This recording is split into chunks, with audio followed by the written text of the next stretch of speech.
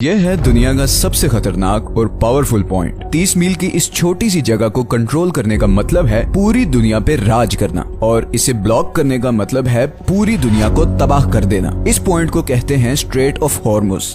Straits असल में समुद्र के ऐसे पतले हिस्से होते हैं जो दो बड़े समुद्रों को जोड़ने का काम करते हैं। अब ऐसी क्या खसूसियात हैं इस 30 मील की छोटी सी जगह में जो इसे इतना पावरफुल और इम्पोर्टेंट बनाता है?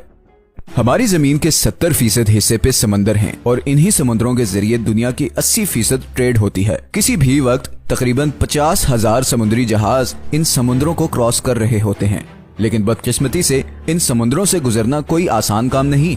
कुदरती जोग्राफिया की वजह से इन समुद्रों में ऐसे स्ट्रेट या चोक पॉइंट्स बने हुए हैं जो अगर किसी भी वजह से ब्लॉक हो जाएं तो पूरी दुनिया की इकोनॉमी हिल के रह जाएगी। यही हुआ था मार्च 2021 में, जब एक कार्गो शिप सुएज कनाल में 6 दिनों के लिए फंस गई थी और पूरी दुनिया को $10 बिलियन का नुकसान उठाना पड़ा। इसके अलावा भी दुनिया में बहुत से चोक पॉइंट्स हैं, जैसे कि पैनामा कैनाल जो पैसिफिक और अटलांटिक ओशन के दरमियान ट्रेड को कंट्रोल करती है, केप ऑफ गुड होप जो पूरे अफ्रीका कॉन्टिनेंट की ट्रेड फ्लो कंट्रोल करता है, स्ट्रेट ऑफ जिब्राल्टर जो कि मेडिटेरेनियन और अटलांटिक सी के दरमियान ट्रेड कंट्रोल करता है, डेनिश स्ट्रेट बाल्टिक और नॉर्थ सी के ट्रेड को कंट्रोल करता है, टर्किश स्ट्रेट मेडिटेरेनियन और ब्लैक सी के दरमियान ट्रेड कंट्रोल करता है, और आखिर में स्ट्रेट ऑफ मलाक्का जो पैसिफिक और इंडियन ओशन की ट्रेड कंट्रोल करता है। लेकिन इनमें से कोई भी पॉइंट इतना डेंजरस और इम्पोर्टेंट नहीं जितना स्ट्रेट ऑफ हॉर्मुज है, और इसकी वजह यह है कि पर्शियन गल्फ और गल्फ ऑफ ओमान को कंट्रोल करने का ये वाहिद रास्ता है, और यहीं से सारे समुद्री जहाज निकल के पूरी दुनिया में जाते हैं। अब पर्शियन गल्फ बहुत इंपॉर्टेंट जगह है क्योंकि 8 कंट्रीज अपनी कोस्ट लाइन इसके साथ शेयर करते हैं, जिसमें ईरान, इराक, कुवैत, सऊदी अरब, बहरीन, कतर, यूएई और ओमान शामिल हैं। इनमें से 4 मुल्कों के लिए बाकी दुनिया से कनेक्ट करने का वाहिद रास्ता ही स्ट्रेट ऑफ हॉर्मुज है। अब अगर आप मिडिल ईस्ट के बारे में थोड़ा भी जानते हैं तो ये तो आपको पता ही होगा कि मिडिल ईस्ट की पहचान उनका तेल है। ये तेल आज भी हमारी दुनिया का सबसे बड़ा एनर्जी सोर्स है। पूरी दुनिया की 33% एनर्जी कंजम्पशन तेल से होती है, चाहे वो ट्रांसपोर्ट के जरिए हो जैसे कि गाड़ी, ट्रेन, जहाज या फिर बिजली बनाने वाले पावर प्लांट्स। इन तमाम सेक्टर्स में 70% ऑयल इस्तेमाल होता है। अब ऑयल का मसला ये है कि ये दुनिया में बहुत कम जगहों पर पाया जाता है। इस सर्कल में मौजूद इन तमाम 8 कंट्रीज के पास कुल मिलाकर दुनिया के 50% ऑयल रिजर्व्स हैं। मतलब पूरी दुनिया का आधा तेल इन 8 कंट्रीज के पास है। और बात सिर्फ यहाँ खत्म नहीं होती, बल्कि दुनिया के 40% नेचुरल गैस रिजर्व्स भी इसी सर्कल में मौजूद देशों के पास हैं।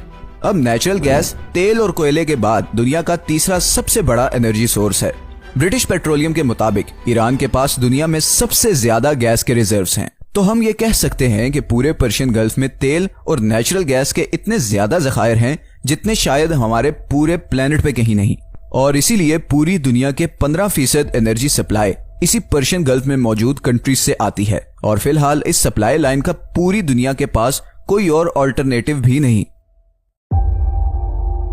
लेकिन इस 30 मील के एरिया से गुजर के जाना इतना भी आसान नहीं। सबसे पहले यहाँ पे 8 ऐसे आइलैंड्स हैं जिन्हें हर समुद्री जहाज को अवॉइड करना पड़ता है, और ये 8 में से 7 आइलैंड्स ईरान के कंट्रोल में हैं। इन 3 आइलैंड्स को यूएई कंट्रोल करना चाहता था, मगर 1970 में ईरानियन मिलिट्री ने इन पर भी कब्जा कर लिया, तो इस सारे एरिया पे तकरीबन ईरान का ही कंट्रोल है। दूसरा, ये जो रेड हाईलाइटेड एरियाज आप देख रहे हैं, यहाँ पर समुद्र बहुत गहरा है और ऑयल टैंकर्स के लिए यहाँ से गुजरना तकरीबन नामुमकिन है। इतनी मुश्किलात के बाद पर्शियन गल्फ से निकलने वाला मेजॉरिटी तेल ईस्ट एशिया की तरफ जाता है, जिसमें से 76% तो सिर्फ इन 5 कंट्रीज के पास जाता है। सबसे पहले आता है चाइना। चाइना दुनिया की दूसरी सबसे बड़ी इकोनॉमी है और दुनिया में सबसे ज्यादा पेट्रोलियम इंपोर्ट करने वाला मुल्क है।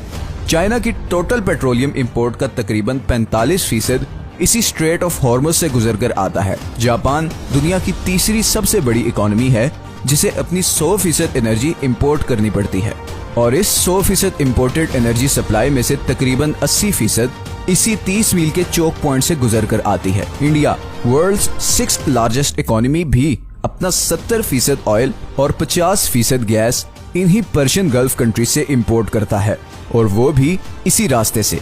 इसी तरह साउथ कोरिया जो कि दुनिया की 10th लार्जेस्ट इकोनॉमी है, अपना 70% तेल इन्हीं पर्शियन गल्फ कंट्रीज से टैंकर्स के थ्रू इंपोर्ट करता है, जो उसी 30 मील के स्ट्रेट ऑफ हॉर्मुज से गुजर के आते हैं। तो अगर ये 30 मील की छोटी सी जगह किसी भी वजह से लंबे अरसे के लिए ब्लॉक हो जाए तो दुनिया की दूसरी, तीसरी, छठी और 10वीं इकोनॉमीज बिल्कुल कोलैप्स कर जाएंगी। और इसी तरह पर्शियन गल्फ में मौजूद इन तमाम 8 कंट्रीज का सोर्स ऑफ रेवेन्यू भी खत्म हो जाएगा और एज अ रिजल्ट पूरी दुनिया में एक जबरदस्त इकोनॉमिक क्राइसिस आ जाएगा।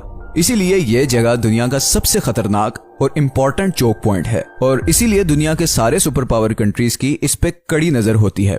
अमेरिका ने भी इसीलिए यूएई, ओमान, इराक, सऊदी अरब और बहरीन में दर्जनों मिलिट्री बेसिस बनाई हुई हैं ताकि वो ईरान पे नजर रख सके और ऑयल की स्मूथ सप्लाई को यकीनी बना सके। दूसरी तरफ ईरान पहले ही किसी भी जंग की सूरत में कई दफा ये स्ट्रेट ब्लॉक करने की धमकी दे चुका है और अगर ऐसा हो गया तो न सिर्फ ग्लोबल इकोनॉमी हिल के रह जाएगी बल्कि ऐन मुमकिन है कि वर्ल्ड वॉर 3 की भी शुरुआत हो जाए। अगर आपको ये वीडियो पसंद आई है तो इसे लाइक और चैनल को सब्सक्राइब जरूर कर दें और अगर आपके पास कोई सजेशंस हैं तो कमेंट में जरूर बताएं। हमने अभी बहुत से इंटरेस्टिंग टॉपिक्स पर वीडियोस बनानी है तो आपकी सपोर्ट बहुत जरूरी है। अपना ख्याल रखिएगा, मिलते हैं नेक्स्ट वीडियो में।